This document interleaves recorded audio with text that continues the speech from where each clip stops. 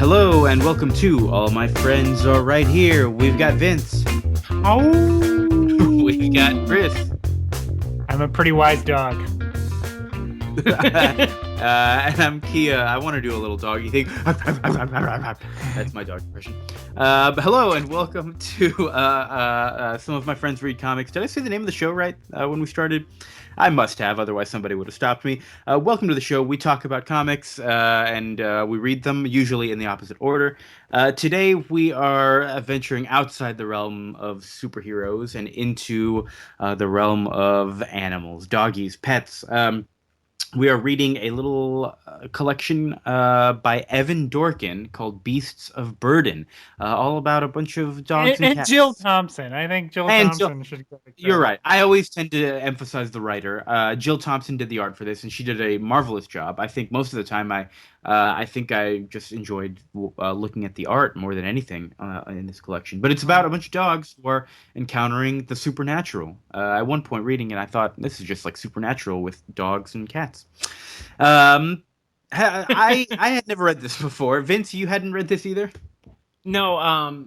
What had happened was Chris came to visit me and my wife a couple months ago, and he brought a whole stack of comics, some I think George Perez Black Widow comics, and some other interesting books. And he also brought in Beast of Burden, and we're like, "Ooh, there's puppy dogs in this book. Let's read this book about puppy dogs." And then I kind of. It's a sad puppy dog book. I'll tell you. It is, yeah. Probably not for your toddler son. No. I wanted to talk about that when we get to it. Like this is a book that looks like it's a children's book, but is meant for adults, which I find interesting. That kind of tapping on the it wants to be quaint, but to tell a dark story, and I think that's an interesting genre that this. Yeah. And it's worth sort of talking about where this came from. Originally, really all these stories, we're reading 8 issues here that are collected in the first volume. And they're all just sort of self-contained, one-and-done stories about these dogs and cats encountering something unusual. And the first 4 stories were originally published in these random short story collections that Dark Horse was putting out. It's just Halloween anthologies, and they would do one a year. And then eventually they gave them their own series, and so the last 4 stories that we'll be reading are from that. But yeah, they're kind of all over the place. There's zombies, there's ghosts, there's giant toads falling from the sky. There's a little bit of everything as far as what these animals are encountering. And at first, I gotta say, I wasn't really feeling the concept. It didn't feel like it was using the dogs and cats to their advantage. It just felt like sort of regular stories. But after a while, it sort of started to use the animal thing a little bit more, and it started to grow on me. I don't know how you guys felt about it. And Chris, you said you'd read this before. This is your recommendation. Tell me about your opinions on this. I love this book, and I grew up. My sister wanted to be a veterinarian when she was younger, and so she loved Bunnicula and basically anything that had an animal and it was aimed at young adult readers. She was the target demographic for books like that. And was this your sister that was on the Airbud podcast you did? Yes. Yeah. Yes. So. That was a merger of her interests of soccer and talking dogs. So we would always watch, talking dog movies and things like that. So I was like, oh, I bet she would like this when I saw that trade. And then I read it and I was like, oh, she probably would like this. But this is this is better and also darker than I expected. Yeah, it gets really dark. There's a lot of gruesome stuff happening in this book. Vince, let's throw it to you. Did you have sort of a favorite among these stories?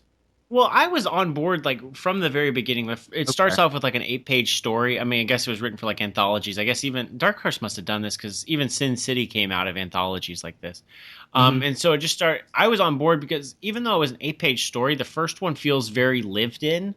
Like the dogs are just doing kind of a weird seance, and that's why they're howling in the woods. And I'm like, oh, well, that's interesting. That's an interesting perspective. And then they refer to the wisdom, this I don't know different dog types, but they call him the wise dog. And I love how they have different names for all the things. They call their cat that hangs in their crew the orphan. and they just kind of have this very like lived in world even through just 8 pages. And the first story starts off with just this dog that he's living in a new house that's haunted, or he feels it's haunted, and his humans think that this dog is just really skittish. And like, so they're considering, like, they don't say it, but they're considering like doggy Prozac, or why is this dog just acting weird? And the dog's like, even during storms, I don't want to be inside this house. And it's because the dog, it's haunted by this dog spirit that used to live there, because the dog got separated from its family during a move. And then the dog, right when it traveled across the country, like Incredible Journey, Homeward Bound style, to find his family. And the second he saw his family, he got so excited, they ran across the street and they got hit by a car. And and I'm just like, oh, this is just dead puppy. And then the puppy's ghost is like, it's okay, I'm going to go find my family. And they're like, should we tell him this was like 50 years ago that he died? He's not going to find his family. And I'm just like, holy shit, this just took 8 pages. And I'm like, already like, I'm like, this is is all of this going to be this sad? It just felt like, I mean, I don't know the different dogs' character names like until later, but just the feeling of like these dogs are kind of in this like bleak plight, but they're so like matter of fact about like them dying and them having short lifespans and dying for stupid reasons, and it's really sad and it's really profound, and I really enjoyed it. Yeah, I had the same issue with character names by the end of it. Like, even right now, I only remember Orphan, the cat, and the witch cat. I can't really remember any characters' names. And I think... You just know the cat names? Well, even those aren't their names. It's just sort of what they call them, so that's why I'm able to remember them. There's Ace the Husky. I liked his story. Yeah. There's his story Rex, is with the Doberman. the werewolf, right? Mm-hmm. Yeah, I think and then there's Pugsley the pug. The one with the werewolf is where I really started to get on board, and the story with Ace, because I feel like that sort of connection that Ace, the husky, made with the werewolf. They discover him as he's a human, and they're really not sure why he can talk to them, and he kind of becomes one of them. I feel like that's a fun reverse take on the werewolf that you can only do with animals, and so I think that's the third one. That's where I really got on board and really started to enjoy this thing. And again, that has such sad moments where like they're like, we don't know what to make of this human, but even the doubtful dogs had to admit when he saved a Dalmatian's puppy because her head got caught in like a soda pop ring, and I was like, oh, like, and just the way everything is drawn, like Jill Thompson gets such great emotion out of drawing puppies. I don't know how she does it. I think she got more emotion out of them. Like, her puppies, her dogs and cats look better than her humans. I think when she draws humans, it's the only time that kind of takes me out of it. Everything else looks so good. I think it's great. Yeah, the art in this thing, especially when anything supernatural is going on. In the second issue, they find that witch cat that I was talking about, who's doing a bunch of magic summoning things in the woods. But so like, well, just a bunch of black cats showed up in the neighborhood, and they're like, it's got to be witch cats. That's what it has to be. And of course it is that, but I like that, like it starts in like a normal place of like, no, there's just a bunch of stray cats in this neighborhood. Like, these things happen. Cats reproduce quickly. And then it's like, nope, ghost cats. Witch cats. I love it. It's just it's so fun.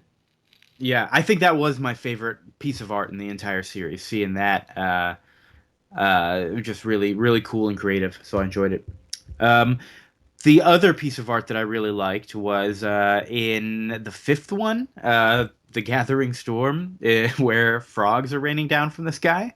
I thought that one was extremely fun. And sort of a fun way to set up the beginning of it sort of becoming a regular series. That's the one that was technically Beasts of Burden #1. And they're dealing with this giant frog that has fallen out of the sky.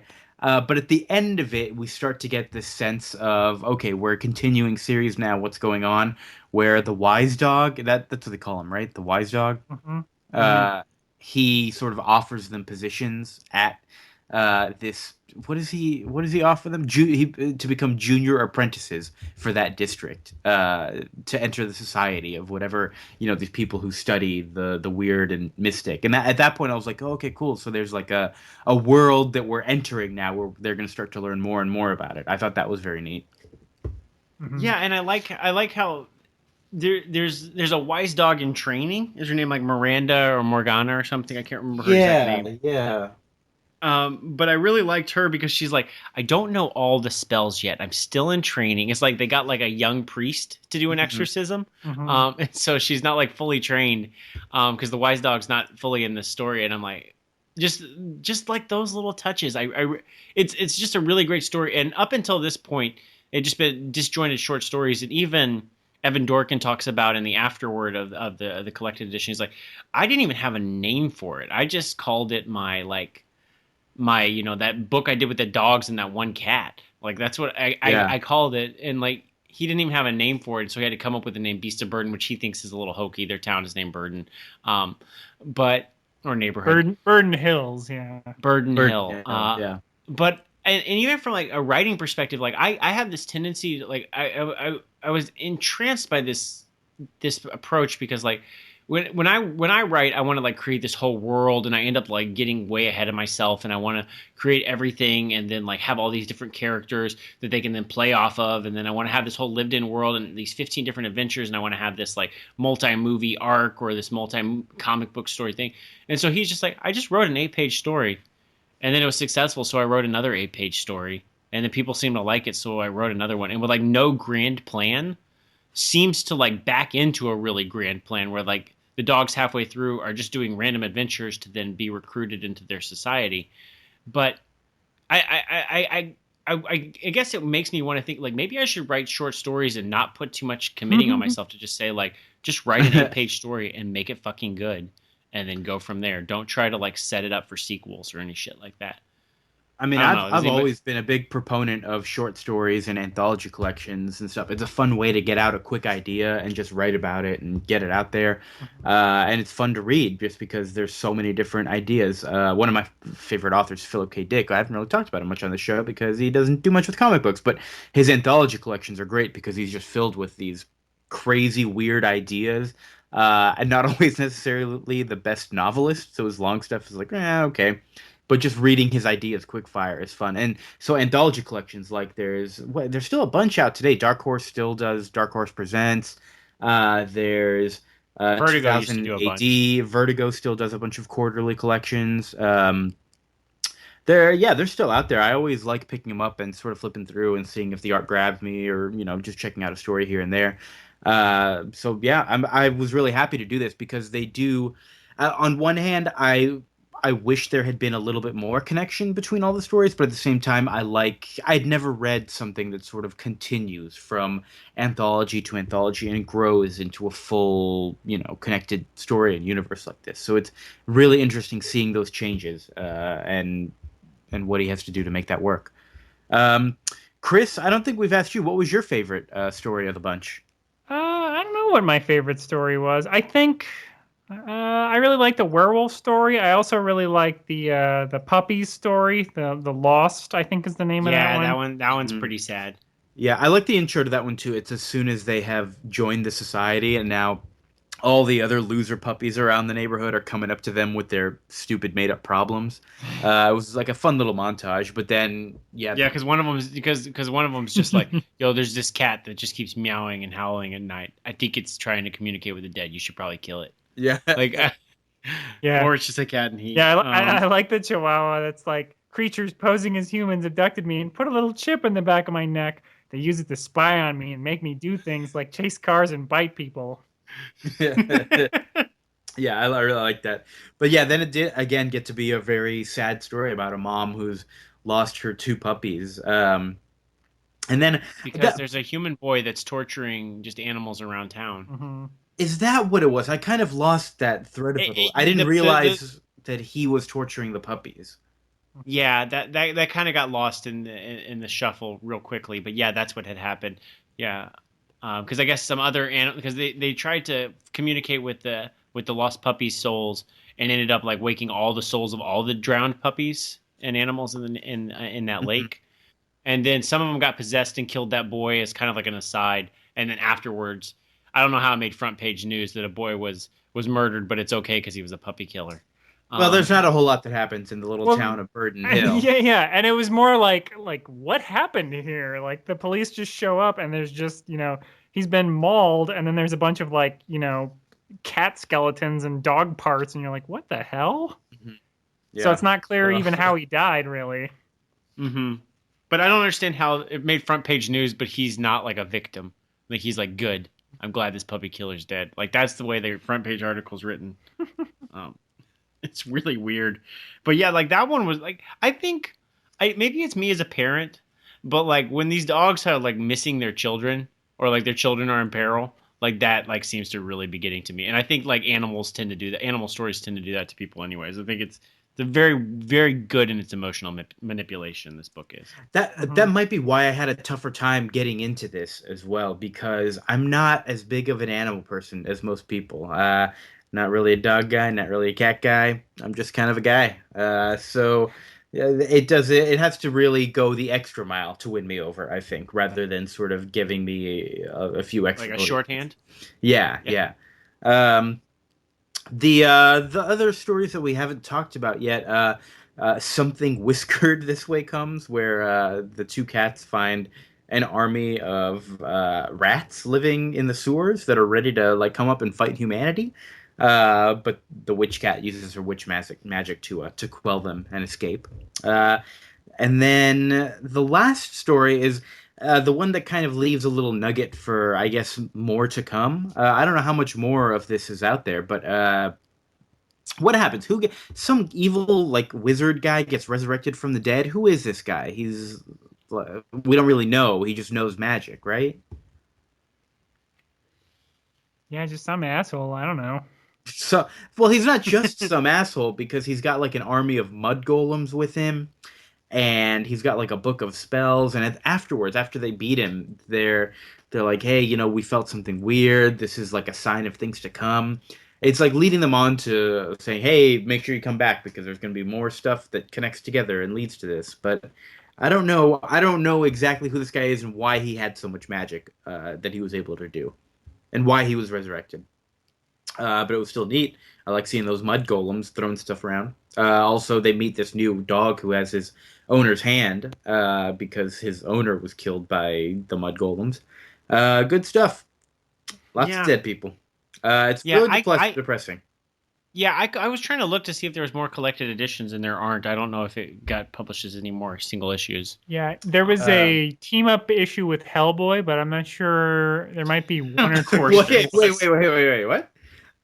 There's a team-up issue with Hellboy. Yeah. Not collected cool. in this, unfortunately. I'm gonna have to look that up. Okay, yeah, it's pretty funny. Hellboy speaks their language, and he's just like, "Oh, okay, well, your story checks out. You're investigating the paranormal," and they're like, "Yeah, we're like you." Okay, so so weird.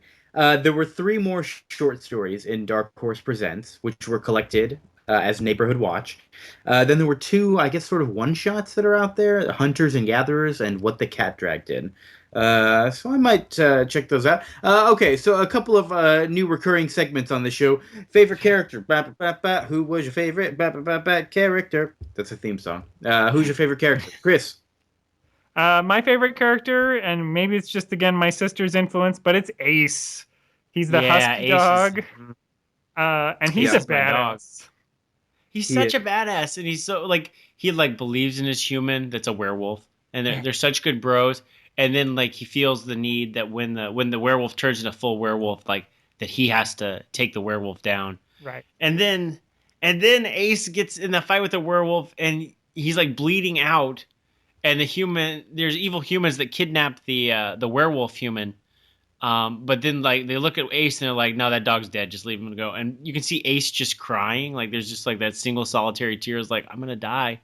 Like Ace is just like, oh no, Ace is just gonna go right now. Yeah, that scene got me. My single tears. Did I tell you about the time my son got his hair cut, and and the woman cutting his hair like jammed his head into his neck, and just to keep him still, and she was cutting his hair, and Bruce, who's usually like really like active and talky and chatty, and he's not usually afraid of strangers. He just looks at me and he's totally quiet. And just like a single solitary tear just comes out of his eye. Oh, Bruce, no. Bruce, it'll be okay. So if I can make this podcast about a talking dog again. My favorite, because that obviously the werewolf story is like the Ace focused one, but I love because kind of as a side effect of that story, he has sort of werewolf powers, or at least seems tougher than all the other dogs. Because in that issue with the frog demon, the frog demon is like, oh, so your wise dog knows some spells, huh? And then just like zaps it with his tongue, and they're like, we gotta run away, everyone. And Ace is like, just 1 second, I have to kill this thing. Yeah, and like bites right into it, and he ain't giving up. He just bites, he bites into his tongue because he right like, into his tongue and starts yeah. dragging it. Yeah, and you're just like, oh my god. Yeah, it's pretty crazy. So are we in agreement then? Ace is the MVP of the Beasts of Burden. I'm in agreement.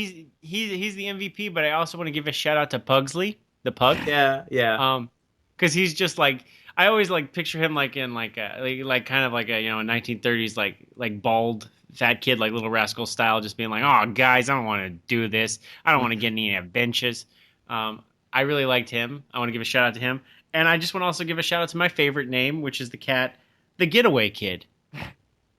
He's the cat that like he's like, I don't have any magic powers. I'll help you go fight these rat monsters downstairs, But I'm the Getaway Kid. I always get away. And they're like, oh, he just got attacked by all the rats. And it's like, he'll be fine. He's the Getaway Kid. Yeah. And he is. He's fine. Yeah. The end of that issue, he's just like spying on the other cats. Like, oh well, that was fun. Yeah. So those my shout outs. Shout outs, very good. The orphan is also my second choice. I really like the cat, the orphan. Mm-hmm. I like that he. I don't feel like the cat did anything worthwhile. What? I don't know. What did he do that was so cool? I totally disagree. He stabbed a frog demon in the eye. That's true. He did. He cost the witches. He ruined their summoning, and then he had some pretty hilarious lines about how he didn't want to go to the Sekhmet dimension. All right. That's fair. All right, he's not a bad dog then. Not a bad cat. He's like a cat that acts like a dog though. He's like one of the boys. He's like the one cat. There aren't a lot of. This is a dog-focused book. There's not a lot of cats in this. Do you guys? It's a doggy dog world. Do you guys feel like this book is specious and that it portrays cats in a bad light since most of them are witches? I don't know. I mean, it did have like one cat-focused story, and I think that was my least favorite story of them. With the two cats fighting the rat monsters with not many dogs. I'm like, we need to get back to some dogs. Yeah. Like, don't focus. And I have two cats right now. If you heard like rustling in the background during these episodes, because my cats are causing trouble. So I like the cats. I like that the dogs hang out with the cats and they let him hang around, and even like some of the dogs vouch for him. Mm-hmm. But I think I'm okay with this being a dog book and not a cat book first. And I do like the idea of sort of reformed villain who helps the team. One of the cats from the first story then is kind of an antagonist, and then kind of comes around and helps them. So I thought that was nice. Yeah. Him and the orphan are going to date because it's a girl cat. It's an evil girl cat. Woo! Ooh. The other recurring segment I wanna do now is, are you gonna keep going? This one doesn't need a theme song. Are you gonna keep going with this series, Vince? Yeah, if I can find the next volume, I will definitely keep going. And I nominate, whenever we do our weird crossovers episode, we put Beasts of Burden and Hellboy on there. Very good. Let's put that on the list. And Chris, are you gonna keep going? You're the one who recommended this, so I assume you will. Yes, I hope they keep making it. Jill Thompson's art is just great. I love that. That's really part of why. I think it's a chicken and egg situation, but I think it's great that they're like, look, we're only going to do it if Jill Thompson does the art for it. So it's like her schedule and kind of like when she has time and when Dark Horse has, wants to put out this comic that is probably not going to sell great, but it's just going to be fun. Yeah, well, it feels like on average they're doing like in a short story a year, so I feel like that's pretty good. Should I be reading that Dark Horse anthology, that Halloween one? The Dark Horse Presents or something? I don't know. I've never read any of them. Anthologies are always going to be hit or miss. I always tend to like pick them up and flip through and then see if anything jumps out at me. I don't think there's anything that you necessarily should be reading. There's always going to be good stuff and always bad stuff in every issue. So, sure, read it. I think you'd enjoy it. Why not? I mean, maybe just switch to Dark Horse Presents. I think it's ongoing right now. And Oh, really? there's also, is it 2000 AD that That's weekly. That's where Judge Dredd is in. That's weekly, and then there's Heavy Metal, which Grant Morrison actually just took over editor-in-chief duties. He's Really? choosing all the short stories for that. I read the first issue. Wasn't super into all of them, but I might keep checking them out. Yeah, it takes me a while sometimes to learn like writer styles, which is why I have a hard time with anthologies because the writer like it's hard for me to get into a groove because like every 8 pages, something completely changes. Like it completely changes tonally, and that's hard for me to like follow. Mm-hmm. And sometimes they don't have like A-list writers or artists who work well in short stories to be able to like communicate well in those things because sometimes they're like test beds. So. I don't know, but then I'm thinking like Sin City came out of Dark Horse anthologies, so maybe there's just a strain of comics that I've completely missed that sounds interesting. I mean, here's the thing. Usually, if something's really good and it keeps going, you'll hear about it separately. Like, it is a good testing ground, but it's also a good way to grow it into something bigger. And that's usually where most people end up hearing about it. But this blends right into our next section. What else should you read? If people like this, what else would you recommend that they read? Chris, let's throw it back over to you. That's hard because I don't know that there's a ton of stuff exactly like this. That's sort of the mix of talking animals and kind of paranormal horror. Mm-hmm. Yeah, because it's almost like reading those scary stories to tell in the bar. Tell in the bark. What is this? A dog episode? Come on. That's a great title. But you remember Scary Stories to Tell in the Dark? Like it's scratching that same kind of itch for me. Those like kids books that I used to really enjoy. Although this is a little more adult themed than that. But yeah, and then mixed with dog stories, I can't think of much. I would say maybe Howard the Duck is. I mean, it's a talking animal for adults, but it's not horror. It's more like existential comedy. Mm-hmm. Mm-hmm. We got to mention We Three by Grant Morrison. We talked about him in our last episode with the Doom Patrol. He did a 3-issue miniseries called We Three, which is like mechanized animals trying to get back home, but they've been turned into like weapons by some government agency, and that's also so sad, heart-wrenching, and mostly a silent comic because they don't talk too much, but they talk enough. I really love that one. What else? I was also going to mention. Oh damn! Ooh! That was the train. Oh, my train is gone. Oh, get that train back. I need to be on that train. Yeah, I don't know. I was trying to think of like that strain of like kids horror, maybe like really your Hotel Transylvania or Paranorman or Coraline. Like Coraline, Coraline. I could see if you liked this, you would like Coraline. Yeah, or vice versa. If you liked Coraline, you'd like this. Oh, I think I mentioned this on the last issue, but we've really been enjoying the Sabrina the Teenage Witch reboot from Archie Horror, their horror imprint. Oh, really? It's a slow burn, but that's kind of how I prefer my horror anyways, like for it to be slow and moody and just really genuinely creepy. And the art kind of reminds me of this. It has that same kind of feeling a little bit, kind of muted everything almost, but still very like detailed and realistic. I don't know. I think it might be a nice match for people who like this. Really? Was Sabrina, did she used to be horror, or was it always like Casper the Friendly Ghost horror? No, Sabrina was like she was in the Archie universe. She was in like a nearby town, and so she was always drawn just like Archie. Like, oh boy, we witches are getting into some stupid fucking hijinks or whatever. And it was like just rebooted a year or two ago as like a serious comic about this teenage girl who's father belonged to a coven of witches, and she has this curse upon her. But it's like genuinely freaky because her dad's ex is coming back from the dead and like eating people, and yeah, it's all set in the 60s. I didn't mention that, which isn't really necessary, but it just like adds to the flavor. It feels good. Yeah, I recommend it. Sabrina the Teenage Witch. Delayed shipping schedule. I think they put out like 6 issues in the past 2 years. So, you know, check it out whenever. It's not going anywhere. It makes it easier to catch up on it. Yeah, exactly. Yeah, so that'd be what I recommend. So on the whole, it sounds like we all really enjoyed this and are willing to keep reading more of this. Anything else we want to say about Beasts of Burden before we get off this topic? Well, just very quickly, since I mentioned it in the last episode, I think Vince sort of alluded to it, but did anything in this comic make either of you guys a little misty-eyed? That single tear from Ace when he thought he was gonna die. Yeah, that's right. Like he's just like, this is the end, but I'm glad I saved my human, but this is the end, and I'm sad. And also just like the second page where they see a dead dog in the middle of the road, and Ace or one of the other dogs just like pulls him by his collar and just pulls him off of the street.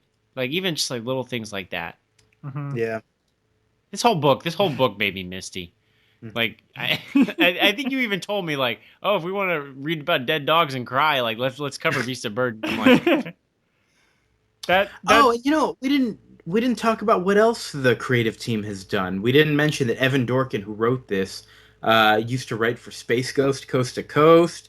He's got to start doing a lot of little comedy comics for Marvel and DC, and he likes to kind of poke fun at nerd culture a lot with a lot of his stuff. The Eltingville Club, did anybody ever see that? It was just a pilot that he made for Adult Swim. No, nobody. It was pretty fun. It was just nerds hanging out in a comic book shop being annoying, stupid nerds, but I liked it. And then Jill Thompson, the artist, has done a bunch of Invisibles with Grant Morrison, who we mentioned, some Swamp Thing. She's married to Neil Gaiman. That's kind of a big deal. No, she's not. That is incorrect. That's got to be incorrect. No, Amanda Palmer's married to Neil Gaiman. Oh, you're right. Brian Azzarello, right? That's right. Why did I... Yeah, you're right. That's so weird. By the way, Neil Gaiman's probably a good... She did work on The Sandman, though.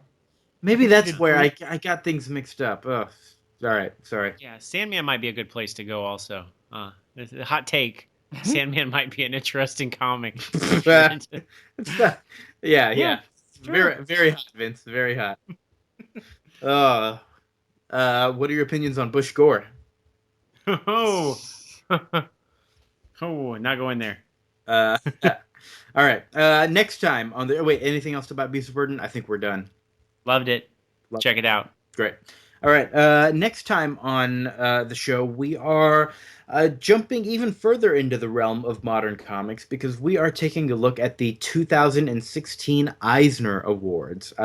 And in order to sort of see what we want to do, we are looking at just one of their categories, best single issue or one shot. There's 5 nominees, and we thought, you know what? Let's read these 5 nominees and talk about them, and maybe even predict a winner. Ooh, wouldn't that be exciting? So the 5 nominees are A Blanket of Butterflies by Richard Van Camp, I Love This Part by Tilly Walden, Mowgli's Mirror by Oliver Schrawen, Popats number 4 by Ethan Riley, and Silver Surfer number 11 by Never After. By Dan Slott and Michael Allred. Never After is in the Allreds. I was just reading everything in order, and that... I just love that list, because it's like indie It's comics. a bunch of indie comics and then Silver Surfer, which is kind of unusual. Since most of the time, Silver Surfer has not been a popular comic, but this run of it has recently been pretty good. Yeah, we finally get to talk about Mike Allred. Yeah, I don't know anything about any of the others. I'm hoping that we can at least even find copies. You can certainly find this list online. Just Google, Eisner Award nominations, and it'll come up. So at the very least, we're going to read Silver Surfer number 11 and hopefully find and read all these other comics. But if not, we'll just talk about Silver Surfer for a while, and that'll be fun. And Beast of Burden is a multiple-time Eisner Award-winning comic. That's right. I didn't mention that at all. Is that which story won the Eisner? I think it's won it like 2 or 3 times. Yeah, maybe it's the Harvey. I don't know. It's won a bunch, and it's been nominated a bunch. So, good for Beasts of Burden. Good for the Eisners. Good for us for reading. Congratulations, everybody. Pat ourselves on the back for successfully reading a thing. Reading is fundamental. Uh, yeah, very nice. Very nice. It's like a very new tagline. I'll bark to that. Thank you so much for joining us and surviving with us this long. We'll see you next time on Some of My Friends Read Comics. For Vince, Chris, and myself. Welcome back to the Dog Pound. Love you so much. Bye.